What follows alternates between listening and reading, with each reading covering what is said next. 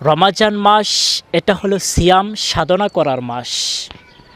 আল্লাহ রাব্বুল আলামিন কুরআনুল কারিমে সূরাতুল বাকারার 183 নম্বর আয়াতে কারিমাতে বলেছেন যে ইয়া আইয়ুহাল্লাযীনা আমানু, হে ঈমানদারেরা, কুতিবা আলাইকুমুস সিয়াম, যে তোমাদের প্রতি আল্লাহ রাব্বুল আলামিন রমাজানের রোজাকে ফরজ করেছে।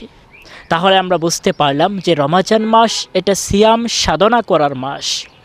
আল্লাহর হাবিব সাল্লাল্লাহু আলাইহি ওয়াসাল্লাম হাদিসে কারিমাতে বলেছেন যে যখনই রমাজান মাস উপস্থিত হতো, লাম্মা হাদারা রমাদান, যখনই রমজান মাস চলে আসতো, তখন নবী করিম সাল্লাল্লাহু আলাইহি ওয়াসাল্লাম বলতেন যে ক্বালা রাসূলুল্লাহ সাল্লাল্লাহু আলাইহি ওয়াসাল্লাম ক্বাদ জাআকুম রমাদান, যে তোমাদের কাছে রমাদান মাস চলে এসেছে।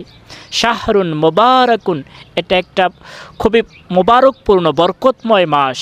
ইফতারাদাল্লাহু আলাইকুম সিয়ামাহু, আল্লাহ রাব্বুল আলামিন এই রমাজান মাসে তোমাদের প্রতি রমাজানের রোজাকে ফরজ করেছে।